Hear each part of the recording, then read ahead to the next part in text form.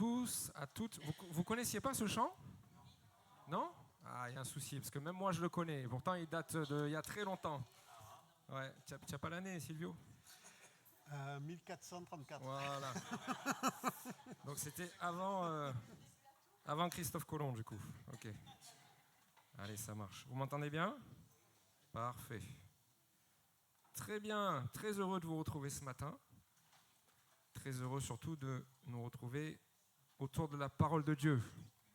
On a commencé une série, on va essayer de la clôturer aujourd'hui, une série qui s'intitulait « Saint-Esprit, es-tu là ?»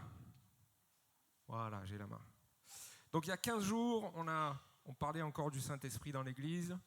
On avait vu ensemble quelques points essentiels. J'aimerais vite vous les remettre en mémoire avant de continuer. Premièrement, on a vu ensemble que la vie de l'Esprit dans l'Église, elle est voulue par Dieu dans une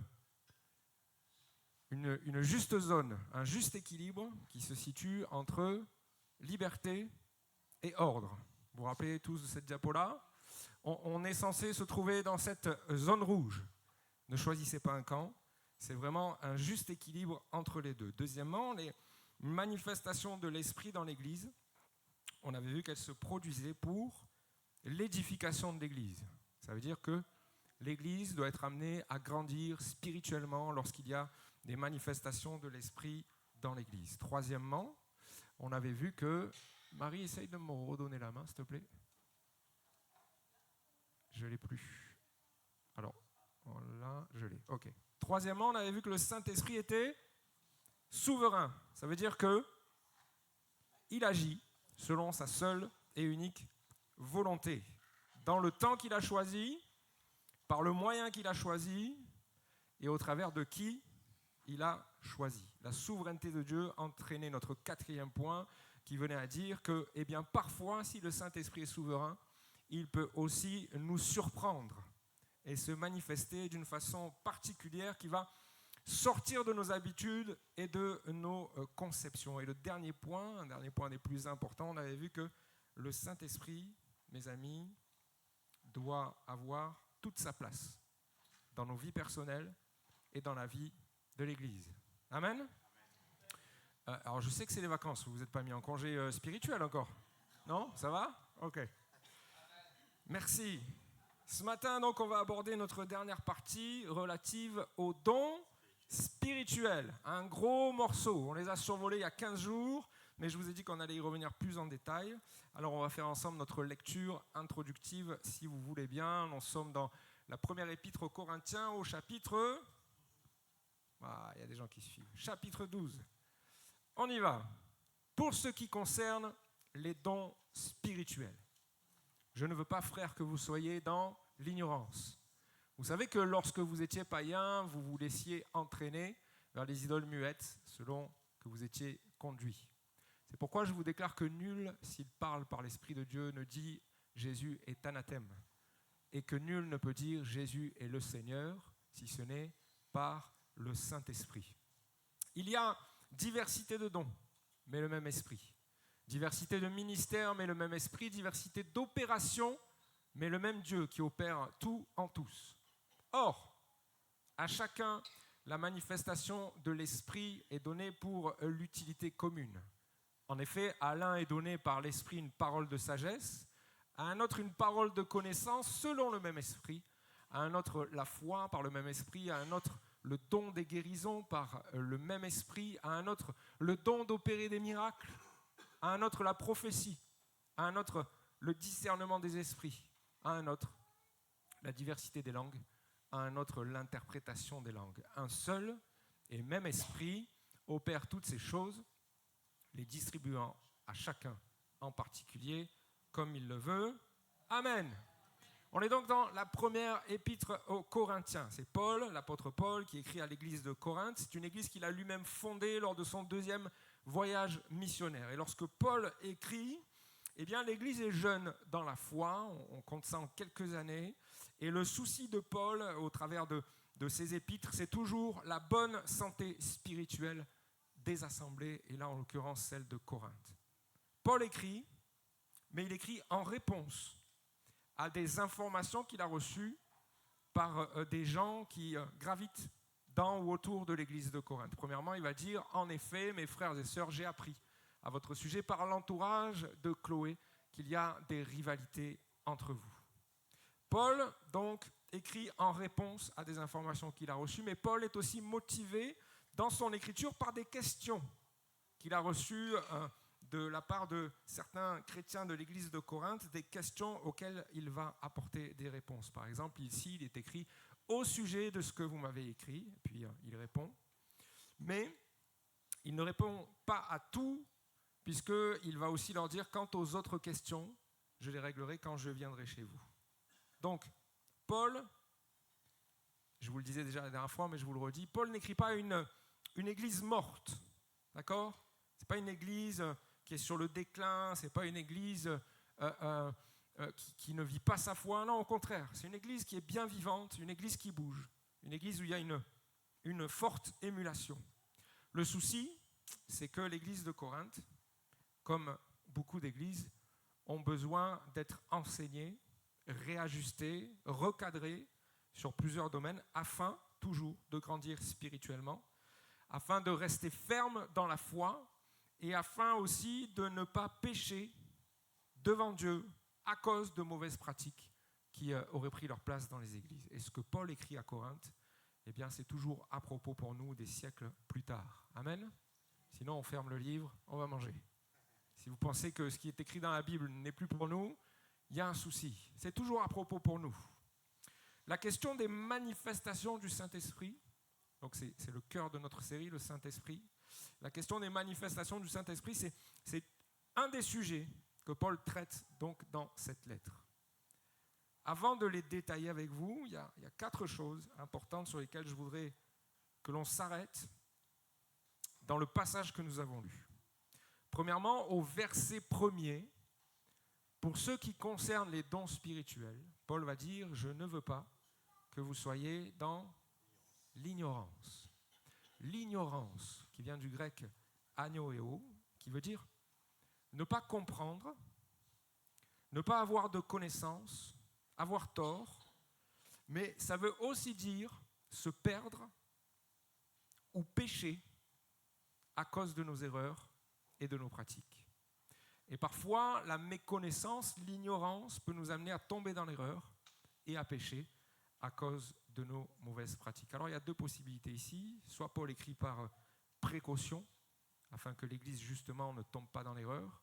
Ou alors, Paul constate l'erreur et il écrit pour que les choses ne restent pas ainsi. En tout cas, ce que dit Paul, moi, ça me fait penser à une autre parole de la Bible, celle du prophète Osée. Je pense que vous la connaissez pour la plupart d'entre vous. Osée 4, verset 6. « Mon peuple périt faute de connaissance. » Et combien aujourd'hui encore, nous avons besoin d'être enseignés et de gagner en connaissance pour ne pas tomber, pour ne pas périr spirituellement. Parce que parfois, nos conceptions, nos mauvaises compréhensions, des années d'habitude ou des enseignements erronés ont pris le pas sur ce que la parole de Dieu dit réellement. Et le sujet des dons spirituels, frères et sœurs, ne fait pas exception. Ça, c'est le premier point sur lequel je voulais qu'on s'arrête. Le deuxième point, Paul parle de diversité. Diversité de dons, diversité de ministères, diversité d'opérations ou d'actes. C'est ce que nous avons lu dans les versets 4, 5 et 6. Paul utilise 3 fois le terme de diversité, donc en grec c'est diéresis. C'est un terme que l'on retrouve nulle part ailleurs dans le Nouveau Testament. Un terme qui marque la différence et la distinction que l'on peut faire entre plusieurs choses. Frères et sœurs, alors, la question de la diversité, elle mériterait un message à part entière. Simplement vous dire, pour nous ce matin, que le point central que Paul met en avant, eh bien, c'est que la diversité, Paul la reconnaît, hein, il reconnaît qu'il y a de la diversité, mais elle doit toujours nous ramener à tous vers le même point central et commun. Contrairement à notre société qui cherche de plus en plus à nous diviser, à nous opposer sur la base de nos diversités. Vous avez les véganes qui sont face à ceux qui mangent de la viande. Vous avez les genrés qui sont en face des non-genrés, etc., etc. C'est pour ça que je vous dis que ça pourrait faire un message à part entière. Notre société, elle tend à nous diviser sur la base de la diversité. Paul, lui, nous invite à toujours revenir, nous unir sur la base, non pas de cette diversité, mais sur la base de ce qui nous rassemble. Le même Dieu, le même Seigneur et le même Esprit. Paul fera la même recommandation aux Éphésiens, au chapitre 4, verset 3. « Efforcez-vous de conserver l'unité que donne l'Esprit », vous voyez, on est toujours dans notre thème du Saint-Esprit, « dans la paix qui vous lie les uns aux autres. Il y a un seul corps et un seul esprit. De même, Dieu vous a appelé à une seule espérance lorsqu'il vous a fait venir à lui. Il y a un seul Seigneur, une seule foi, un seul baptême, un seul Dieu et Père de tous, qui règne sur tous, qui agit par tous et qui est en tous. Amen. » Waouh. Ok, je vais vous réveiller un peu plus tard. Donc, lorsque Paul ouvre le chapitre 12 de l'Épître aux Corinthiens, il met en avant le principe de la diversité qui s'exprime dans l'Église, mais il appuie sur le fait que ce ne doit jamais être aux dépens de l'unité. Verset 1, parlons maintenant des manifestations de l'Esprit, c'est ce qu'il dit. Ça, c'est la version Semeur. La version second nous dit les dons spirituels ou les dons de l'Esprit Saint dans la version parole de vie. Donc, verset 1, parlons maintenant des manifestations de l'Esprit. Et puis au verset 4, il y a diversité de dons. Mais souvenez-vous, frères et sœurs, Église de Corinthe, Église d'Istre, qu'il n'y a qu'un seul Dieu, un seul Seigneur et un seul Esprit. Diversité donc, mais pour servir l'unité de l'Église, pour toujours nous ramener à ce qui nous unit. Amen. Alléluia. Enfin, pour terminer avec les notions générales sur lesquelles je voulais qu'on s'arrête, c'est des notions qui vont jalonner toute la question des dons spirituels. Je vous ramène au verset 7. Il était écrit ceci, Or, à chacun, la manifestation de l'Esprit est donnée pour le bien de tous. Il y a deux notions sur lesquelles je veux qu'on s'arrête ici. La première, c'est à chacun. Ça nous parle de l'individuel. Et la seconde notion, c'est le bien de tous. Ça nous parle du collectif. Ok ? Ça peut paraître opposé les deux, mais vous allez voir. Alors, que désigne ce à chacun ? On peut être tenté de comprendre que Paul parle du coup de tous les chrétiens de l'église de Corinthe. Et par extension, tous les chrétiens de l'église d'aujourd'hui. L'esprit peut se manifester au travers de n'importe quel chrétien en l'équipant d'un des 9 dons. Sauf que, si on continue le chapitre, on se doit de ne pas faire de mauvaise interprétation de ce à chacun. Paul écrit à chacun la manifestation de l'esprit est donnée, puis il va lister les dons. Ensuite, il va écrire au verset 11, mais toutes ces choses, c'est un seul et même esprit qui les accomplit en les distribuant à chacun, en particulier, comme il veut. On a déjà ici un premier point essentiel, c'est que le à chacun n'est pas un automatisme qui désigne tous les chrétiens, mais ce à chacun, il est le résultat de la seule volonté de Dieu, la seule volonté de l'Esprit de Dieu qui va équiper ceux et celles qu'il aura choisis dans l'instant où il aura choisi. Amen ? Ok. Paul confirme cette vérité dans la suite du chapitre. Il prend l'image du corps humain. Il revient à la diversité qui s'exprime dans l'Église. Il y a plusieurs membres, etc. etc. Mais il va dire au verset 27, « Or, vous vous constituez ensemble un corps qui appartient au Christ. Chacun de vous en particulier en est un membre. C'est ainsi que Dieu a établi dans l'Église, premièrement des apôtres, deuxièmement des prophètes, troisièmement des enseignants. Puis viennent les dons suivants qu'il a fait à l'Église, les miracles, la guérison des malades, l'aide, la direction de l'Église, le parler dans des langues inconnues. Et puis il va dire, tous sont-ils apôtres ? Point d'interrogation. Tous sont-ils prophètes ? Point d'interrogation. Tous sont-ils enseignants ? Tous font-ils faire des miracles ? Est-il donné à tous de guérir des malades ? Tous parlent-ils dans des langues inconnues ? Ou tous les interprètent-ils ? Et la réponse est évidemment non. Confirmation de la pleine souveraineté de Dieu sur non seulement les ministères, mais aussi l'équipement des dons. Et que, du coup, on comprend bien que ce à chacun n'est pas automatique. Mais il y a un point supplémentaire Et je veux choquer personne ce matin. Alors j'ai appelé mon frère dans la semaine. Je voulais être sûr qu'on soit en phase avec ce que j'allais dire. Joël, qu'est-ce que tu en penses? Voilà.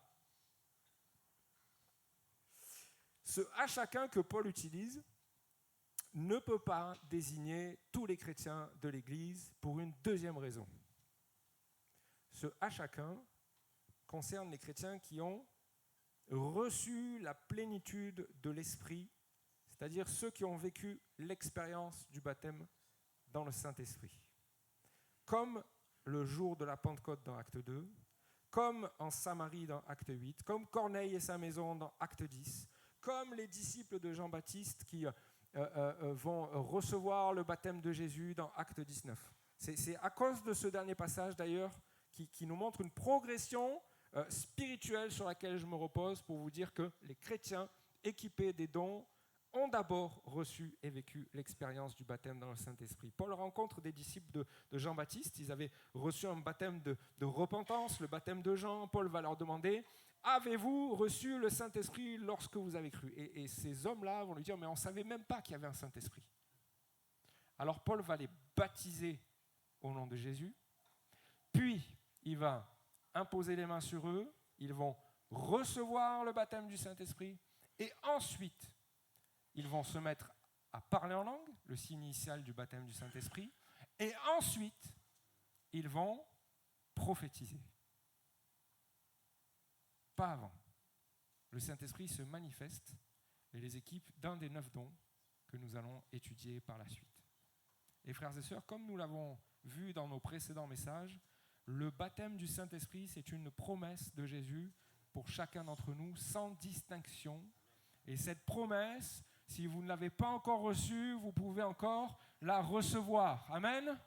Ne pensez pas que si vous ne l'avez pas encore reçue, vous êtes moins bon ou moins spirituel que les autres. Ne pensez pas que vous êtes oublié de Dieu, pointé du doigt ce matin par le pasteur parce que vous n'avez pas encore vécu cette expérience. Surtout, ne pensez pas que c'est fini pour vous et que du coup, les dons que nous allons étudier vous sont définitivement exclus. Bien au contraire. Ce que le Seigneur voudrait, c'est une église composée de chrétiens qui soient amenés à vivre pleinement la vie de l'Esprit dans sa plénitude. Et ce matin, le Seigneur voudrait encore donner à certains de vivre ce baptême dans le Saint-Esprit qu'ils n'ont pas encore expérimenté, pour que vous aussi, vous puissiez par la suite être à votre tour équipés d'un des 9 dons spirituels que Paul nous liste. Amen. Vous êtes toujours là? C'est bien. C'était que l'intro. Alors James, j'espère que tu es accroché à ta chaise. On va y aller. J'en viens enfin, avant d'aller au don, à cette expression « pour le bien de tous ». Je vous rappelle juste ce qu'on a déjà vu ensemble. Tout doit se faire. Toutes les manifestations de l'Esprit qui sont appelées à se manifester dans l'Église, et les dons spirituels en font partie, elles sont données pour que l'Église s'édifie, qu'elle grandisse spirituellement. Amen. Allez, on y va. Les dons spirituels maintenant. On va revoir ensemble cette liste que je vous ai montrée il y a 15 jours. Paul liste 9 dons et nous avons l'habitude de les catégoriser en 3 parties. Les dons de révélation, les dons de puissance, les dons d'inspiration. D'accord? Alors on va commencer ce matin par les dons de puissance. Versets 9 et 10. À un autre la foi, par le même esprit. À un autre le don des guérisons, par le même esprit. À un autre le don d'opérer des miracles. J'ai mixé les versets, hein? D'accord? Okay. Premièrement, le don de foi. Alors, vous allez me dire, si nous sommes chrétiens, si on est là ce matin, c'est parce que nous avons tous la foi. Amen. Oui, alléluia. Et vous avez raison. Il est écrit dans l'Épître aux Éphésiens, c'est par la grâce que vous êtes sauvés, par le moyen de la foi. Alléluia. Sauf que lorsque Paul parle du don de la foi, il ne parle pas de la foi chrétienne, il ne parle pas de la foi du salut, il parle du don de foi. D'autres versions de ce passage parlent du don de foi très solide, d'une foi exceptionnelle, ou exercer la foi d'une manière particulière. Donc il n'est pas question de la foi au sens commun du terme, mais bien de quelque chose d'autre. Mes amis, le don de la foi, voilà comment je l'ai exprimé, C'est une foi surnaturelle qui est donnée aux chrétiens pour une situation particulière. Une certitude surnaturelle donnée par le Saint-Esprit concernant ce que Dieu va accomplir dans une situation particulière. Un moment où, face à une situation particulière, comme par exemple un moment de crise, un moment de difficulté, Dieu va donner une certitude particulière sur la suite des événements. Et ce don de la foi va non seulement permettre à celui qui le reçoit de ne pas s'inquiéter, mais il va aussi permettre parfois à ceux qui sont autour de celui qui a reçu la conviction de la part de Dieu de ne pas tomber dans le doute et l'incrédulité. Ce don de foi, mes amis, il est ponctuel, ciblé. C'est-à-dire que le Saint-Esprit le donne vraiment pour une situation particulière. Alors ça n'empêche pas le même chrétien de recevoir peut-être cette foi surnaturelle pour plusieurs occasions. Pas de souci. Et cette foi surnaturelle, elle conduit à des paroles, des actes, à une attitude que la seule confiance humaine ne peut pas procurer. Le plus bel exemple, on le trouve dans la Bible, dans Acte 27. Paul est sur un bateau, direction de Rome, il y a une tempête qui se lève, et pendant plusieurs jours, ils ne voient pas le soleil, et ils sont vraiment en danger, l'embarcation est malmenée. Au bout de quelques jours, Paul va prendre la parole, va dire à l'équipage, « Mais maintenant, je vous invite à prendre courage, car aucun de vous ne perdra la vie, seul le bateau sera perdu. » Pourquoi il dit ça? Il leur explique, « En effet, un ange du Dieu auquel j'appartiens et que je sers m'est apparu cette nuit et m'a dit, Paul, n'aie pas peur, il faut que tu comparaisses devant l'Éternel. Et voici que Dieu t'accorde la vie de tous ceux qui naviguent avec toi. C'est pourquoi, mes amis, prenez courage. J'ai confiance en Dieu, tout se passera comme cela m'a été dit. Amen. » Et donc ce passage-là est considéré par la majorité des commentateurs bibliques comme l'illustration la plus claire du don de foi. Paul reçoit une révélation de Dieu, il n'a aucune hésitation sur le fait que ce que Dieu a dit va s'accomplir, et il annonce cette parole aux personnes qui sont avec lui, avec une assurance inébranlable, malgré, je ne sais pas si vous imaginez le tableau, malgré le fait que le bateau il tangue de tous les côtés, qu'ils sont à deux doigts de sombrer au fond de la mer. Mais Paul a cette conviction et cette assurance qu'il a reçue de la part du Saint-Esprit. On est bon là-dessus? À chaque fois que j'ai fait un don, j'ai écrit « mise en garde », en gros, « mise en garde sur l'exercice de ce don ». Le don de la foi, mes amis, n'a rien à voir avec la positive attitude qui consiste à dire aux frères et aux sœurs « Ne t'inquiète pas, tout va bien se passer, on a le Seigneur, tu verras, ça ira bien ». Non. Le don de foi, c'est une certitude basée sur une conviction forte, surnaturelle, transmise par le Saint-Esprit. Et le don de foi aussi ne doit pas être influencé par notre volonté, nos opinions ou ce que nous aimerions qu'il arrive.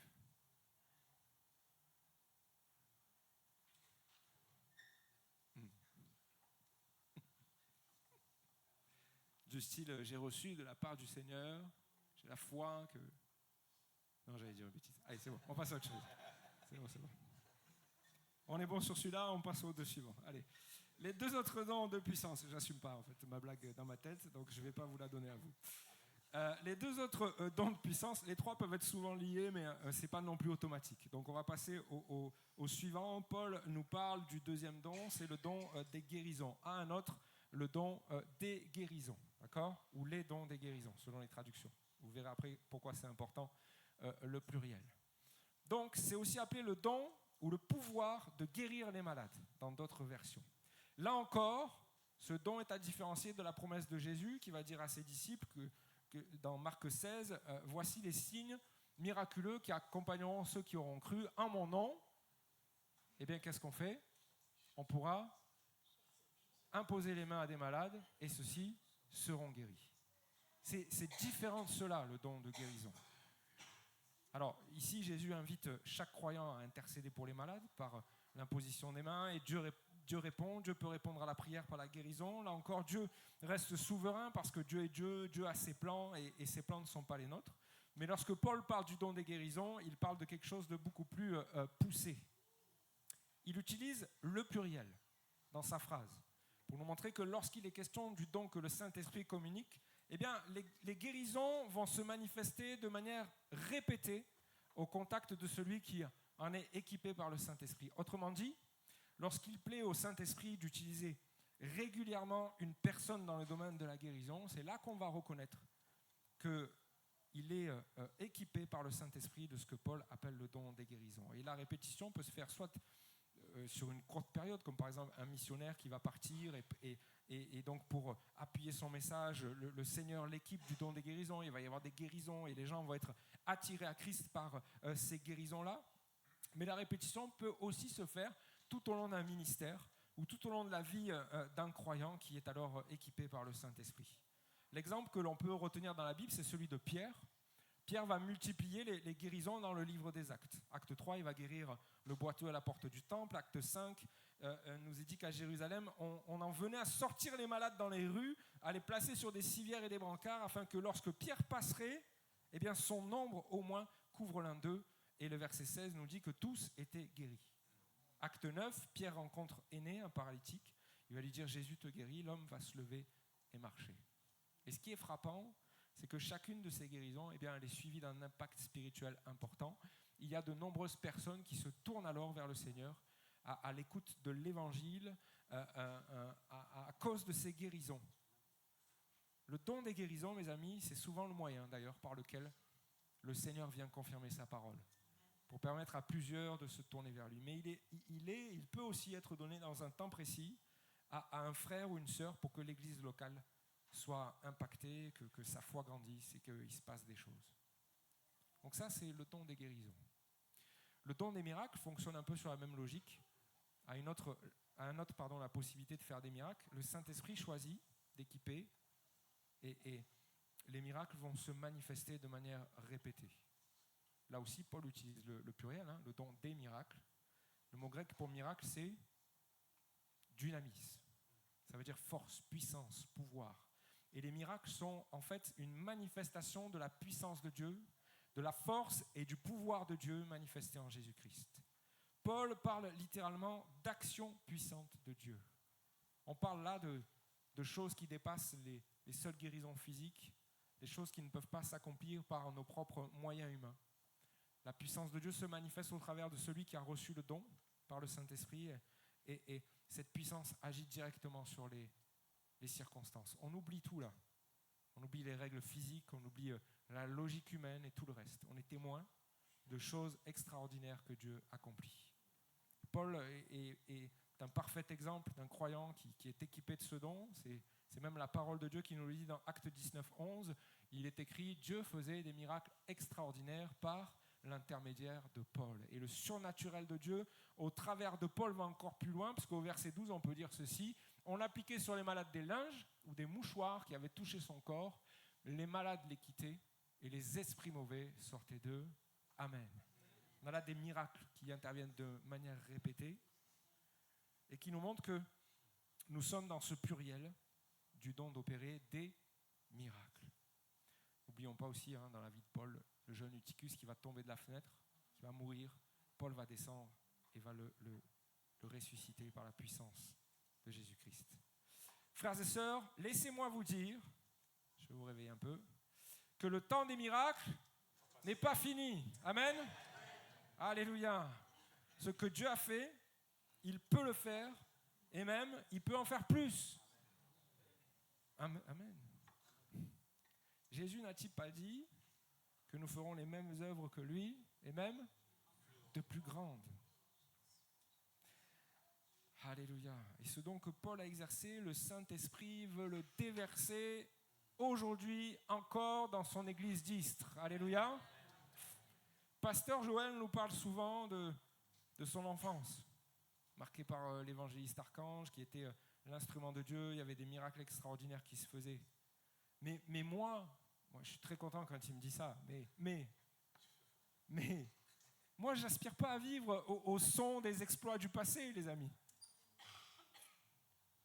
Je veux prier pour que le Saint-Esprit déverse au milieu de nous ce don d'opérer des miracles.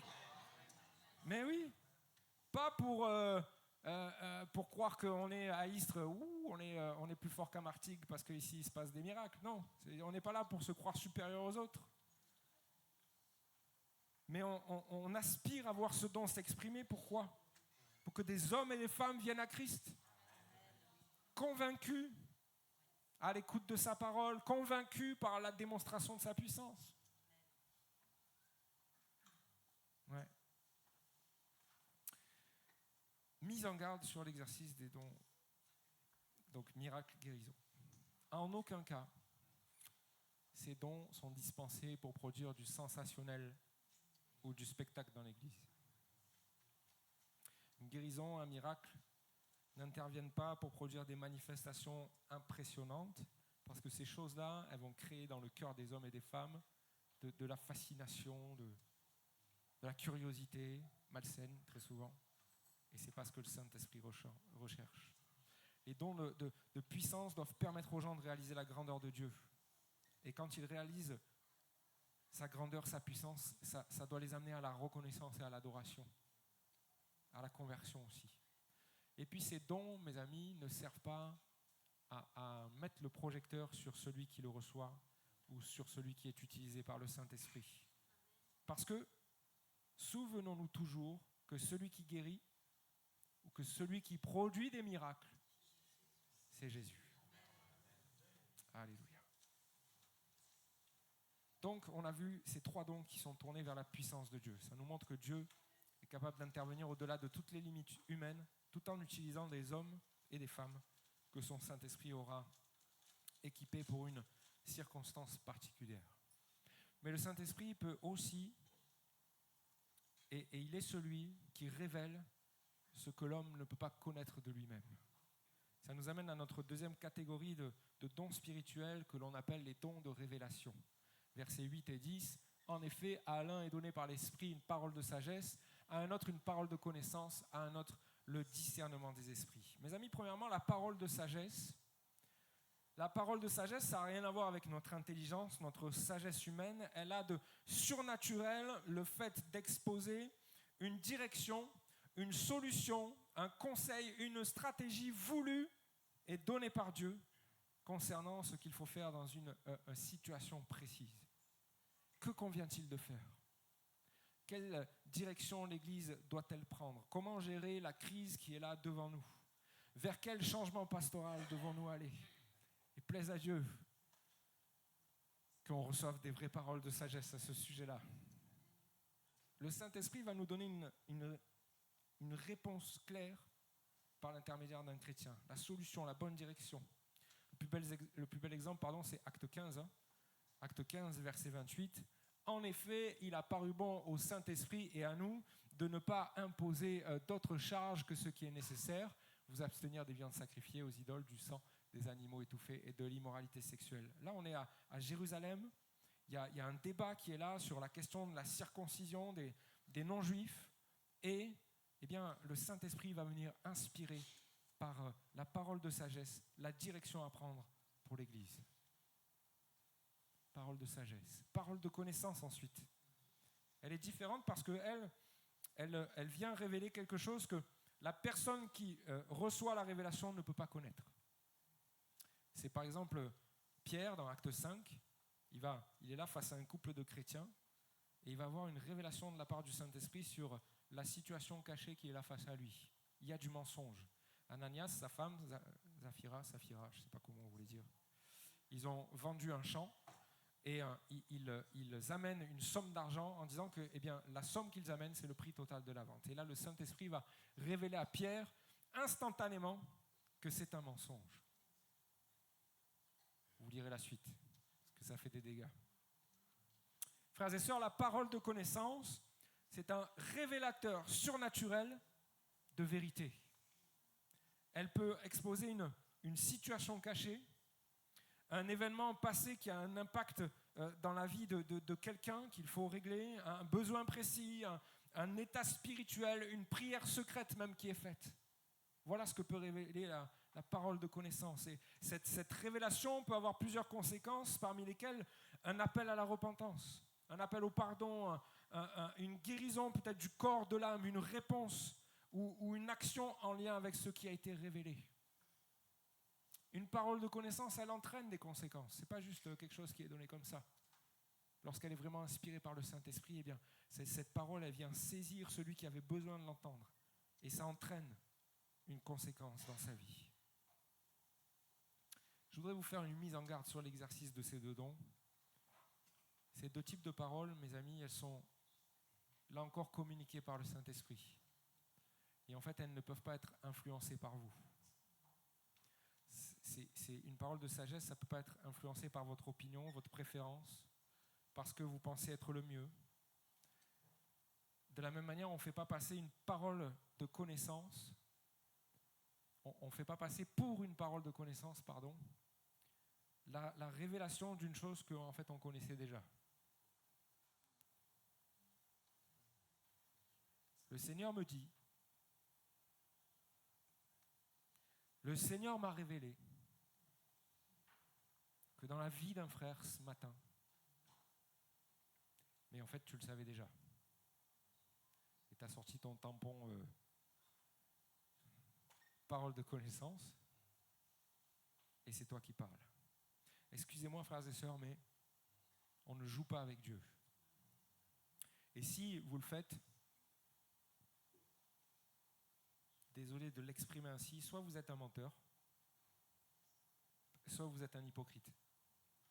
Et dans les deux cas, ça ne peut pas plaire à Dieu. Et si c'est votre cas, si vous avez eu à le faire, ou si ça vous arrive de le faire, repentez-vous devant le Seigneur. Parce que quelque chose qui ne peut pas durer, et surtout c'est quelque chose pour lequel le Seigneur peut vous pardonner. Jusqu'à un certain point, moi je pense. Parce qu'on ne joue pas avec les choses de Dieu. Et tôt ou tard, ça se paye.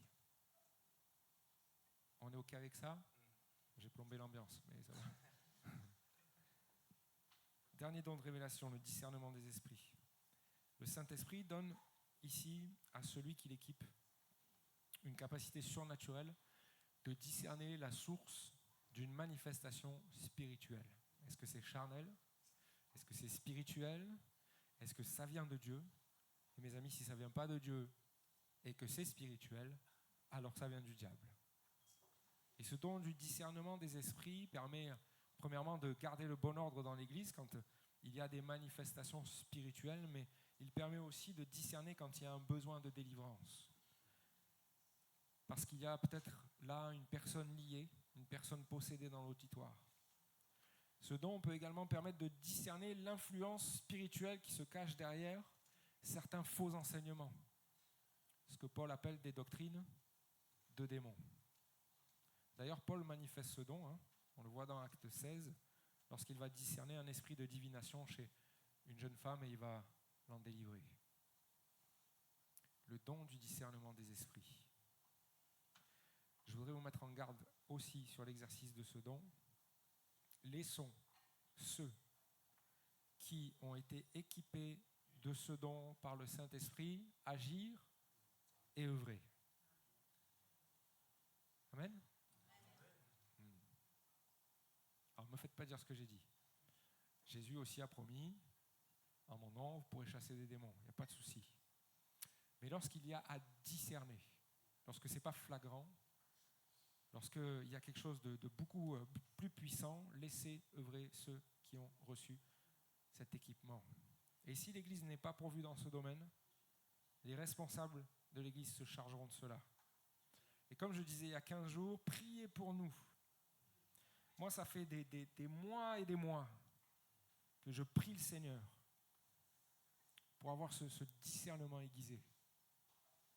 Parce que je pense que dans nos églises, il va y en avoir de plus en plus besoin. Autre point important, avoir le discernement, ce n'est pas faire passer tout et n'importe quoi comme une manifestation du diable. Il y a des gens qui voient le diable partout. Surtout là où il n'est pas. Mais de la même manière, ne faisons pas aussi passer pour d'origine divine ce qui ne l'est pas. Okay ? Là aussi, on a vite fait de mettre un tampon, ça vient de Dieu, alors que pas du tout. Je vous le disais, je pense que ce don, il va Il y en a de plus en plus besoin dans nos églises parce que dans les temps que nous vivons, eh bien, l'ennemi cherche à tenir captifs les gens qui sont loin de Dieu, les gens qui sont dehors. Mais le Seigneur, dans sa grâce, les attire à lui. Et de plus en plus, il y a des gens qui vont venir ici, qui vont être chargés spirituellement. C'est à nous de discerner et d'agir en conséquence. Mais le diable va aussi chercher à semer la confusion dans l'Église, au milieu de nous, par des faux enseignements, par des pratiques déviantes, j'allais dire. Et c'est pourquoi on a besoin aussi de ce discernement que seul le Saint-Esprit peut donner, parce que en fait, il faut qu'on reste attaché à la vérité de l'Évangile. Amen. Alléluia. Allez, j'en viens à la dernière catégorie de dons, les dons d'inspiration.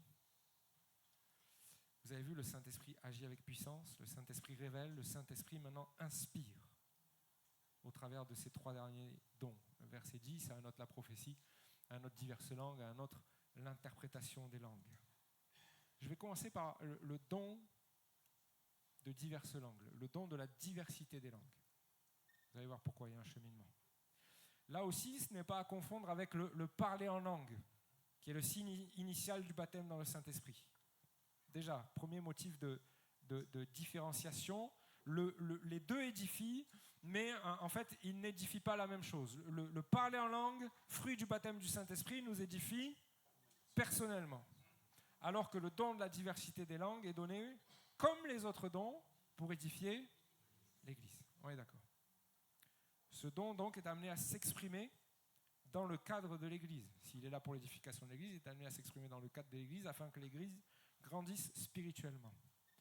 Et ce don est même appelé à être interprété, c'est ce que nous verrons dans le don suivant. Lorsque ce don se manifeste, le chrétien est rempli par le Saint-Esprit et il va être poussé à parler en langue, non pas pour lui-même, mais pour l'assemblée entière. Alors, lorsqu'on est baptisé du Saint-Esprit, on peut commencer à prier en langue quand on le souhaite, mais lorsque c'est le don de la diversité des langues qui vient s'exprimer, eh bien il y a une intensité supérieure. C'est le Saint-Esprit qui va nous amener plus loin, dans une dimension plus loin. Cette langue inconnue de celui qui va alors l'exprimer est en général différente de ce qu'il a l'habitude d'expérimenter dans le cadre du parler en langue, je dirais, personnel.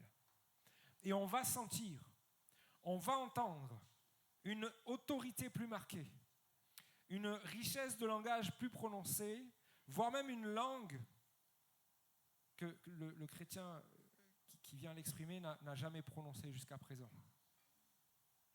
Paul nous montre aussi la différence entre ce don et le parler en langue habituel en nous disant que, eh bien, lorsque c'est le don de la diversité des langues qui vient s'exprimer, c'est un signe pour les non-croyants.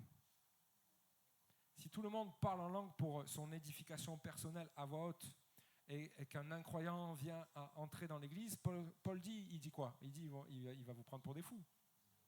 Il ne va pas comprendre ce qui est en train de se passer. Mais lorsque c'est le don de la diversité des langues qui s'exprime au travers d'un chrétien, l'inconverti va y voir là un signe de la présence de Dieu dans l'Église, parce que c'est le Saint-Esprit qui va le convaincre de cela en même temps. Cette langue, elle est donc amenée à être interprétée. C'est pourquoi que celui qui parle en langue prie, afin de pouvoir interpréter.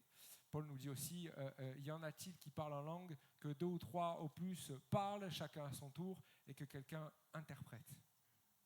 Il y a un lien entre les deux. On ne peut pas comme ça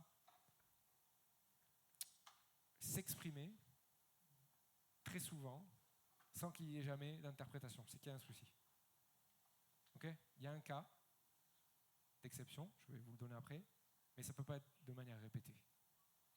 Mes amis, laissez-moi vous... Je ne l'ai pas écrit, mais je vais l'exprimer avec mes mots. Désolé si mes mots ne sont pas bons, mais lorsque vous avez ce parler en langue, cette diversité des langues qui vous saisit, vous êtes convaincu que vous devez ouvrir la bouche à voix haute dans l'Église. Et le Saint-Esprit va alors communiquer au travers de vous. Et ensuite, il y aura l'interprétation. Le don d'interprétation est donc, on l'a vu dans les deux passages, exercé soit par celui qui donne ce parler en langue, soit par un autre. En quoi ça consiste, l'interprétation ? Eh bien, c'est une interprétation inspirée par le Saint-Esprit qui va permettre à l'Église de comprendre le sens du message qui a été donné en langue. Sans interprétation, le message reste incompris. Avec l'interprétation, le message édifie l'Église. Voilà ce que Paul écrit, à moins que ce dernier n'interprète pour l'édification de l'Église. Alors, je vous ai dit, il y a un cas. Il est possible que personne ne reçoive l'interprétation. Et dans ce cas, Paul nous donne la démarche à suivre. Qu'est-ce qu'il dit ? Il dit, eh bien, s'il n'y a pas d'interprète, qu'on se taise dans l'Église et qu'on parle à soi-même et à Dieu. Donc ça peut arriver. Mais si ça arrive de manière répétée, il y a un souci. Je voudrais juste constater avec vous que ces deux dons, la diversité des langues, suivie d'une interprétation, moi je le constate, je le constatais déjà à Marinan, et je suis amené à le constater ici, ces deux dons, l'exercice de ces deux dons se raréfie dans nos églises. Il y a de moins en moins de parler en langue à voix haute qui sont directement interprétés. Pourquoi ? Je ne sais pas. Est-ce qu'en fait, on est rentré dans une logique à un moment donné de peur, justement, le fait de parler en langue par rapport aux inconvertis ? Est-ce qu'on est rentré dans cette logique de se dire ça va les effrayer ? Est-ce qu'on a peut-être étouffé cela ? Je ne sais pas. Voilà, je fais juste une constatation avec vous. En tout cas, n'éteignons pas l'esprit par crainte et aspirons aussi à ces deux dons afin qu'ils se manifestent encore au milieu de nous. Amen. Je vais finir avec le dernier don, le don de prophétie. Ce don, mes amis, toujours sous l'inspiration du Saint-Esprit, consiste à transmettre un message de la part de Dieu, un message destiné à une personne ou à l'Église. Premièrement, le contenu de ce message peut avoir une portée prophétique, c'est-à-dire il va révéler quelque chose qui va arriver dans le futur. Par exemple, Agabus, acte 11, il a une prophétie, et il va annoncer à l'Église une famine qui va arriver. Et cette annonce, cette prophétie va pousser l'Église à faire quelque chose. Ils vont envoyer un soutien financier ou matériel, on ne sait pas, mais un soutien aux frères de Judée. Donc, prophétie sur l'avenir. Deuxièmement, le contenu du message peut aussi être une directive pour l'Église, le Saint-Esprit va la donner et cette directive va être comme ça une injonction pour l'Église. Acte 13, le Saint-Esprit va dire au travers de prophètes de l'Église d'Antioche, « Mettez-moi à part Barnabas et Saul pour la tâche à laquelle je les ai appelés. » Donc, quelqu'un ou plusieurs, il y a comme ça une prophétie, une parole qui est inspirée de la part de Dieu et c'est une directive qui est donnée à l'Église pour la suite des événements. Troisièmement, le contenu du message délivré est utile à l'Église pour sa croissance spirituelle. 1 Corinthiens 14,3 nous dit « Celui qui prophétise parle aux hommes, les édifie, les exhorte et les console. » Entre parenthèses, une prophétie, elle n'est pas là pour vous enterrer. Elle n'est pas là pour vous condamner. Elle n'est pas là pour vous pointer du doigt. Elle est là pour vous édifier, vous exhorter et vous consoler. Alors des fois, quand on est exhorté, ça pique un peu. Ça fait un peu mal. Et merci Seigneur parce que des fois, ça fait un peu mal et ça nous recadre. Mais les prophéties dans l'Église où repentez-vous, bande de païens, vous allez tous mourir comme des païens, c'est pas possible. Ce don de prophétie, c'est d'ailleurs celui qui s'exerce le plus dans nos réunions à l'heure actuelle. Paul le place même en évidence par rapport aux autres, aspirer au don spirituel, surtout à celui de prophétie. Dernière chose, la prophétie, mes amis, elle ne sera jamais donnée pour remplacer la parole de Dieu. Elle ne vient pas ajouter une nouvelle doctrine, mais elle vient appliquer, encourager, avertir, diriger dans le cadre de ce que Dieu a déjà révélé dans sa parole. Pourquoi Paul dira dans l'Épître aux Romains, si quelqu'un a le don de prophétie, qu'il accorde en accord avec la foi. Ok. Mise en garde sur l'exercice du don de prophétie. vous qui entendez la prophétie, examinez avec attention ce qui est dit. Quant aux prophètes, que 2 ou 3 parlent et que les autres évaluent leur message. 1 Thessaloniciens 5,20, ne méprisez pas les prophéties, mais examinez tout et retenez ce qui est bon. Ce qui peut laisser penser à une part de message où il y a une marge d'erreur, j'allais dire. Il peut y avoir des messages qui ne sont pas inspirés de Dieu ou pas entièrement inspirés de Dieu. Et du coup, c'est là aussi où le discernement entre en jeu, etc., etc. Ensuite, mes amis, la prophétie que nous donnons, comme l'interprétation, sont des messages qui sont toujours inspirés par Dieu. Et là encore, il n'y a pas de nous dedans. Il n'y a pas de ce qu'on pense, il n'y a pas de ce qu'on vit, il n'y a pas de notre influence. Vous êtes d'accord avec ça ou pas ?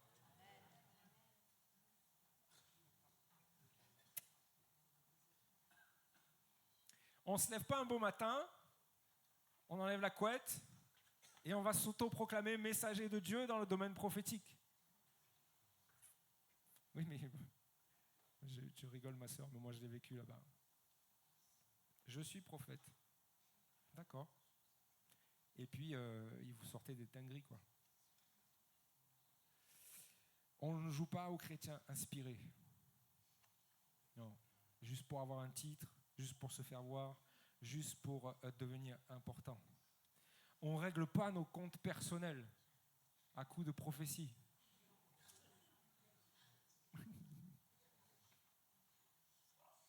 Personne, non, il n'y a que moi qui ai vécu ça. Okay. Ce ne sont pas nos pensées qui ressurgissent. Ce sont les pensées de Dieu. Ce ne sont pas nos intérêts qui motivent le message que nous transmettons, mais c'est Dieu. Ah là là, pasteur, pas de ça chez nous. J'espère. Hein. Mais on a vite fait de glisser vers le prophétique à demi inspiré, le prophétique basé sur une situation qu'on connaît déjà, le prophétique en fait pas prophétique du tout. Alors frères et sœurs, attention à ne pas laisser ces choses-là prendre place au milieu de nous. Attention à ne pas laisser nos émotions aussi prendre le dessus. Le véritable prophète, il n'a pas à convaincre qu'il est inspiré en fait, parce que lorsque Dieu parle au travers de lui, eh bien l'Église reconnaît la voix de son Seigneur. Ouais. Alors je ne parlerai pas de l'amour, parce que notre pasteur l'a très bien fait la semaine dernière. Mais tous ces dons-là, ils doivent s'exercer dans quel cadre ? L'amour.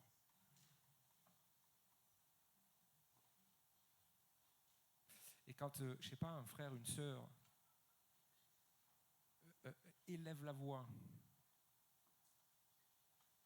pour exhorter au pardon, mais que toute l'Église sait que s'il pouvait égorger la sœur machin ou le frère machin,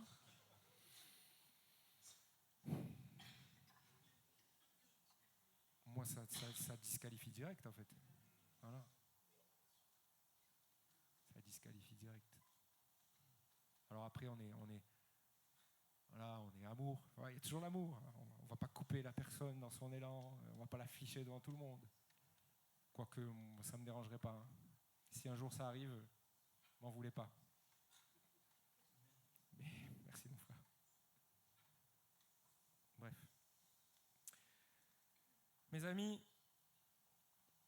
avant de terminer, je voudrais vous reposer une nouvelle fois cette question qui nous a suivis pendant ces 4 prédications. Saint-Esprit, es-tu là ? Et avec ce 4e message, demandons-nous s'il y a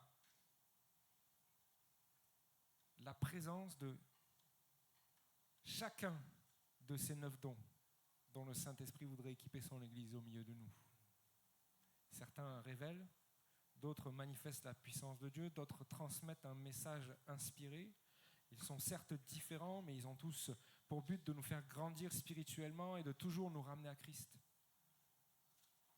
Mon souhait, j'espère que c'est le vôtre, eh bien, c'est que le Saint-Esprit puisse librement distribuer chacun de ces dons au milieu de nous dans notre Église. Qu'on ne méprise aucun de ces dons, qu'on n'en mette aucun de côté pour divers motifs. Moi, j'aspire. Aspirer au don spirituel, mais j'aspire. Vous ne pouvez pas savoir. Je suis un aspirateur Dyson. J'aspire. Seigneur, équipe-nous. On veut vivre. Oui ou non? Vous n'êtes pas convaincus. Soit vous êtes déjà en vacances. Non, mais église de Pentecôte. Voilà. Et en fait, on n'a que de temps en temps une prophétie, une parole. Et on s'en contente. Mais merci Seigneur, parce qu'il y en a. Mais je veux dire, des fois, on ressort du culte. Ah, on a eu une parole ce matin. Et le Seigneur ne veut pas donner plus. Je ne dis pas que ça va être tous les dimanches. Veillons aussi à ce que tout s'exerce conformément à la parole de Dieu, sans dérive, sans confusion, toujours pour l'édification de l'Église et toujours pour la gloire de notre Seigneur Jésus. Frères et sœurs, laissons au Saint-Esprit toute la liberté d'agir au milieu de nous comme il désire. On va incliner nos fronts. Je vais laisser Joël...